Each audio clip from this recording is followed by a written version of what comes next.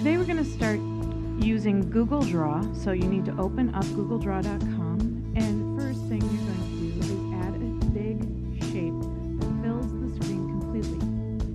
Now that shape is usually a rectangle, but in this case we're definitely going to want to move it black.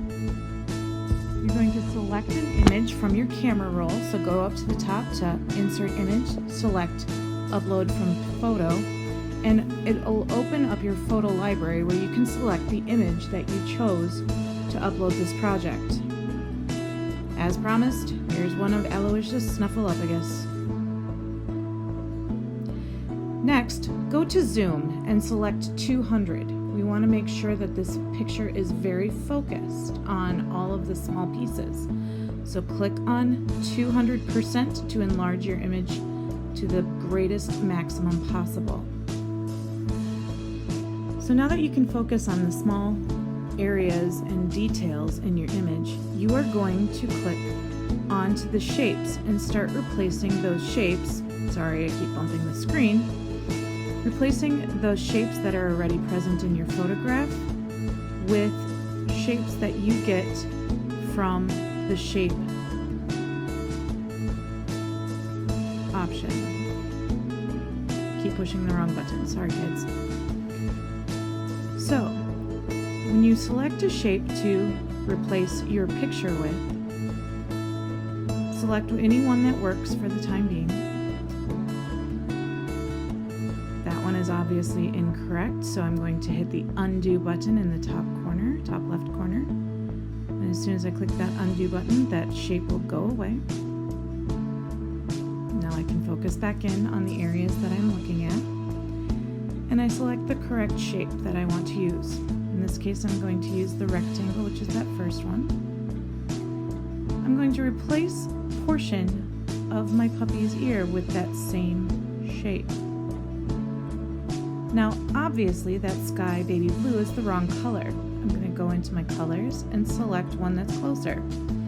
Not quite there, though. So now, if I select on the bottom, there's a button that you can click that says Custom, and I can go in and change the color to being more accurate to what is in my photograph, my original photograph.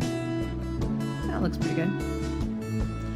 I'm going to continue building into that space with small shapes replacing the photograph. That baby blue is one of the defaults, but if you open up the color, you'll see on the bottom now, it has saved the color that I created in my color palette.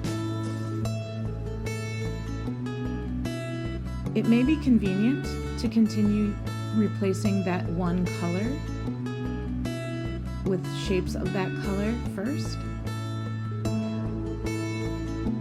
so you can focus on using one color at a time. And again, that baby blue is the default.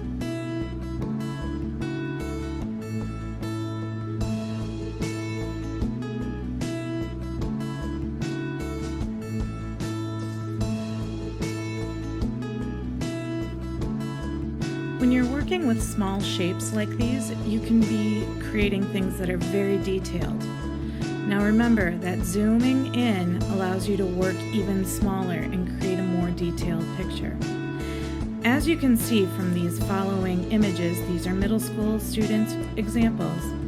They have created really detailed works by using small shapes of varying value and color to create their final project. Now these ones do not have any focus on the background right now, but if you're creating a full landscape, feel free to work either with just a portion of the image or in focusing on one specific area, but the big picture, the whole image, can be also created.